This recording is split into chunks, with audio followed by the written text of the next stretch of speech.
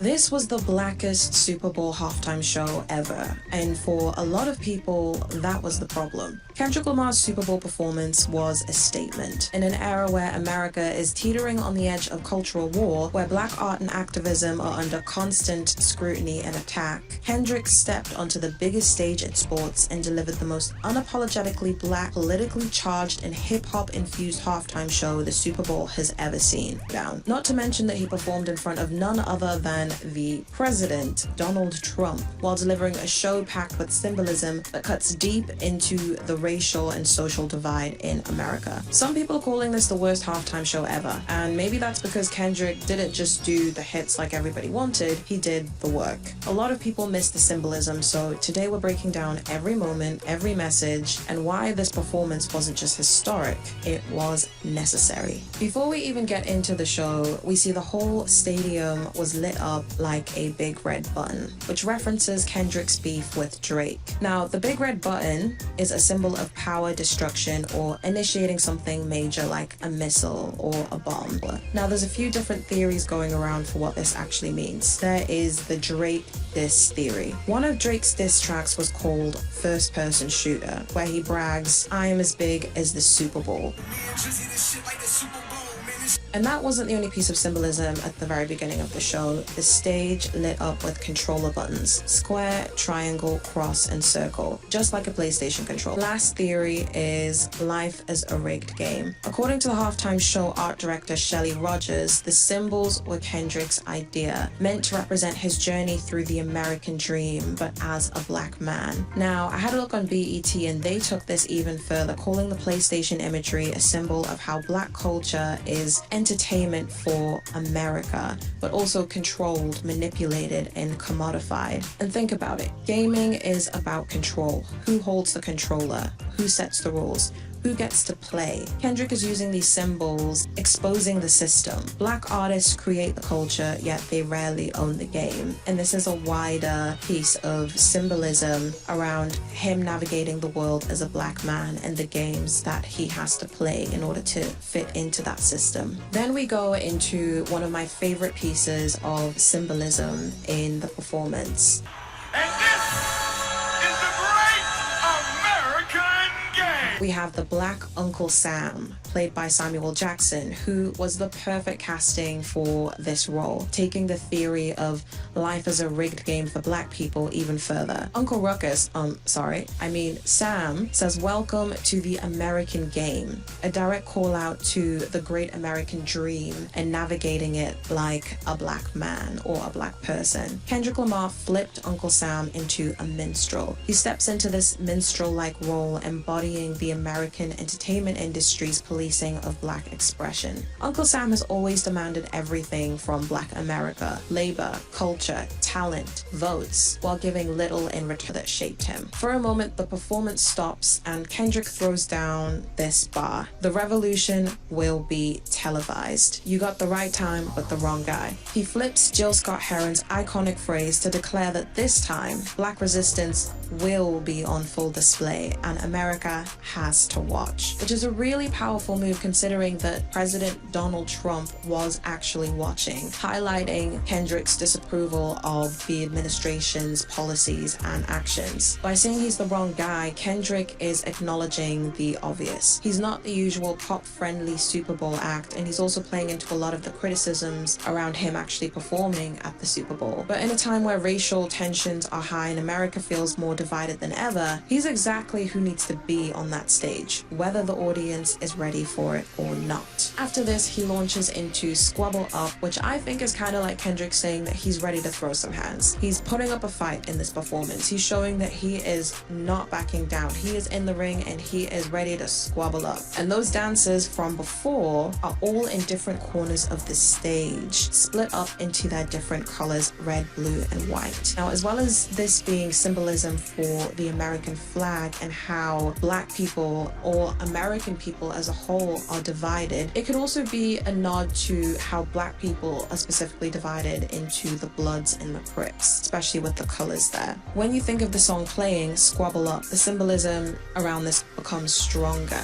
But there's also another meaning to this that I will go into a bit later. Now after this, Black Uncle Sam comes back and he says this is too loud, too reckless, and too ghetto. And he's not just speaking as a character as Uncle Sam. He is the voice of mainstream America, the industry, the media, the establishment, who are always trying to keep Black people and Black artistry within acceptable limits. It's identity politics, you know, the model minority. It's almost like he's saying, wait, hold up. That's not how you play the game. That's not how we want you to play the game. And after the performance, what he says is literally how people criticized his performance. Don't dim our light. Stay in your lane. But let's go more into this American flag symbolism, because these dancers are dressed in red, white, and blue, and they flood the stage forming an American flag. And at the center of this American flag, Kendrick stands, splitting them in two, and we see this biblical imagery that Kendrick actually does a lot, and he actually did in the Not Like Us music video. It's a simple but powerful metaphor. America's racial and political divide, a country built on freedom yet still struggling with who actually gets to be free. A land of opportunity, yet one where Black culture is celebrated, but Black people aren't always respected. The dancers move in chaos and their colors shuffle together, again reinforcing the symbolism of division. But this could also be a hint at something more hopeful, unity, a reminder that even in disorder, there is connection. And at a time where the nation feels more fractured and divided than ever, Kendrick is using the biggest stage in America to say that this country has never been as united as it claims to be, but there still might be some hope that we can come together. So when that song ends, we see the lights in the crowd come up, kind of like stars, and they spell out warning, wrong way. And this is another video game reference, especially in like these choose your adventure games or in video games in general. If you go the wrong way, it kind of directs you the right way to go and kind of gives you these subliminal cues on how to play the game the right way. And this could also be a criticism of the establishment in America right now and Trump's regime, or the fact that much of the back half of his set carried on and ultimately concluded the beef with Drake. Then the stage transforms into this street scene and we see steel and concrete everywhere. Now this is a nod to Compton, his home, and perhaps every city where poor Black communities struggle, survive, and thrive. But this imagery also looks a lot like Kendrick Lamar's 2015 All Right video, where Kendrick stood on a street light before being shot by police. Now this is a direct callback to systemic racism, police brutality, and the reality of Black life in America. The dancers also form the shape of a missile or a bullet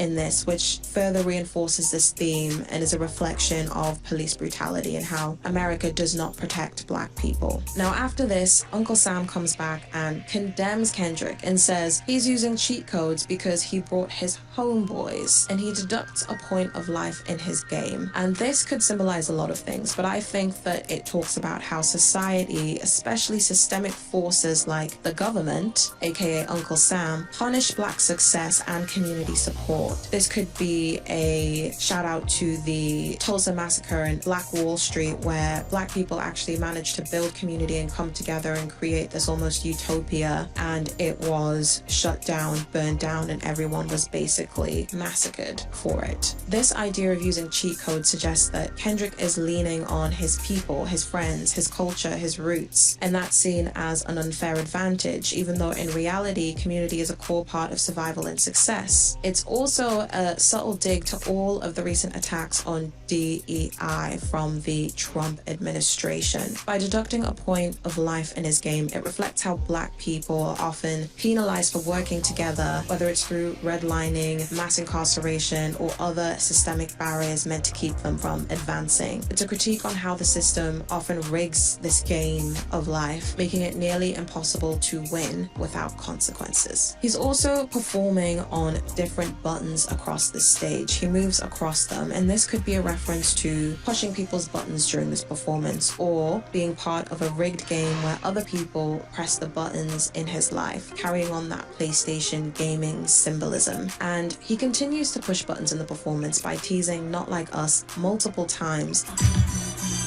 Yeah, that song. Maybe I think about it.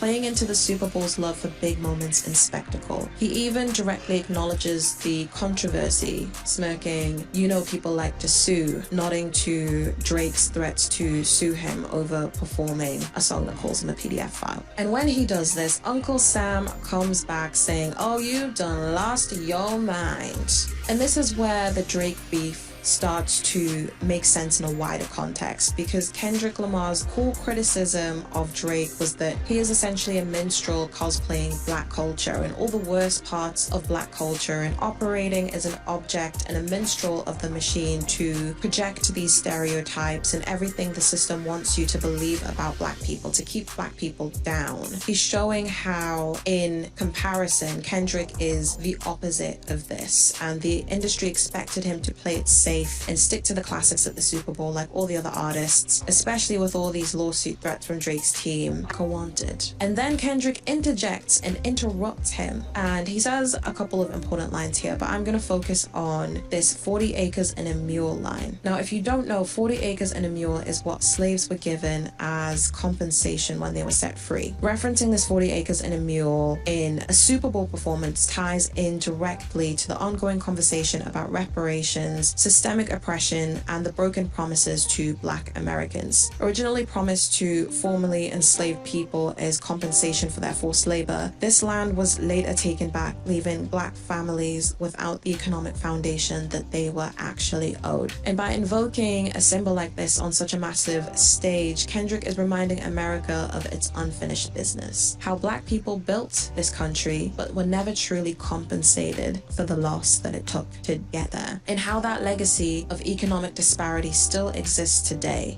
But I think it is also a wider conversation about what is happening in America. It's time to stop watching and start doing. It's time to wake up and stop sitting in this state of paralysis and apathy, and actually get up and fight for the country that you want to live in. And at the end of the performance, now all the buttons are lit up on the stage, and for the first time all dancers are on the buttons at the same time, showing that maybe we might have more power than we think in this game of life as Black people. Fighting for survival, all for the entertainment of the ruling class. Now let's take that imagery and place it on an NFL field, a space controlled by billionaire owners, most of them white, most of them conservative, and in some cases literal Trump supporters. And then there's Donald Trump himself, whose presence looms over this league as an extension of his power, his values, and his America. The message: the system is designed to entertain the wealthy at the expense of the players.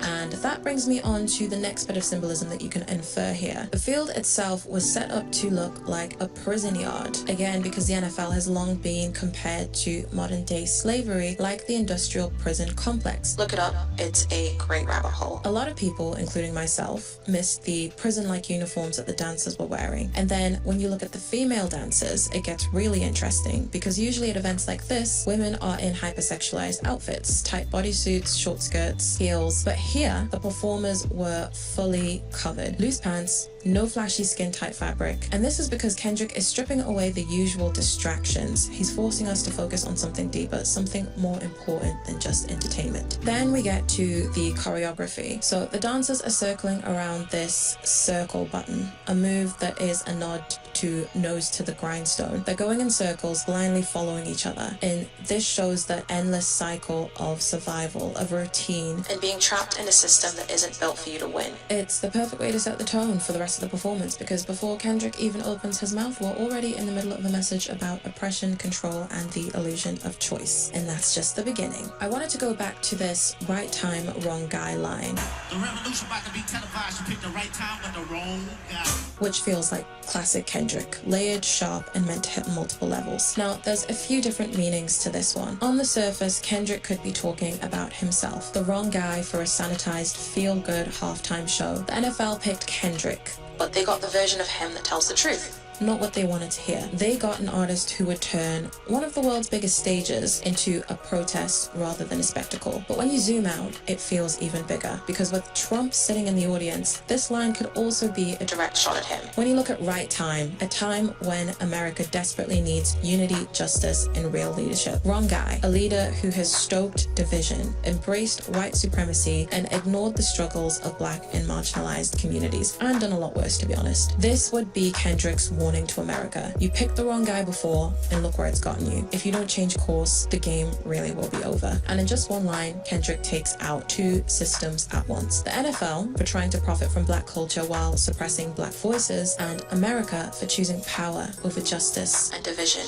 over unity. It's a line that hits on every level, personal, political, and cultural, just like Kendrick always does. Another thing I missed in this part is one of the most chilling and powerful moments of Kendrick's performance, when all the dancers lie flat on the ground, evoking the image of chalk outlines on the pavement, a haunting symbol of Black lives lost to violence, police brutality, and systemic injustice. Now, this moment was a stark reminder of the reality behind the headlines, the bodies of Black men and women left in the streets after being killed by police. Next, I want to take a closer look at Uncle Ruckus over here. Samuel Jackson's role is even more significant when you realize that he has a deep history as an activist and supporter of the Black Panther Party. He even worked with Martin Luther King Jr. He spent his whole life fighting against the system that Kendrick raps about. Samuel's life has been defined by standing up to injustice and white supremacy, making his participation more than just a celebrity cameo. It was the passing of a torch from one generation of Black resistance to the next. Now, I didn't actually go into this in the first video because I thought that it was pretty common knowledge, but I know Uncle Sam from World War II American war propaganda. Uncle Sam is a personification of the US government and was a big propaganda instrument during World War II. Originally popularized during World War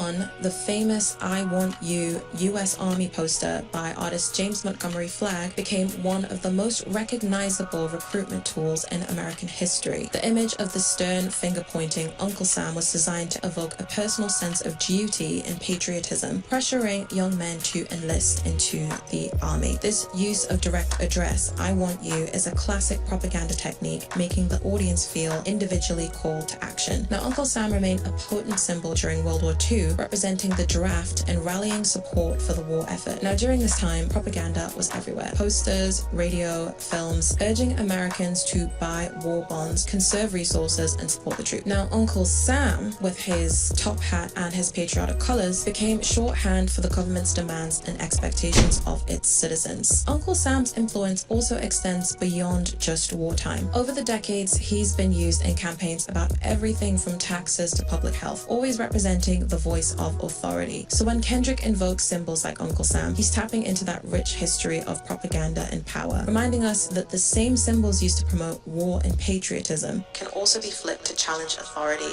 and expose injustice. So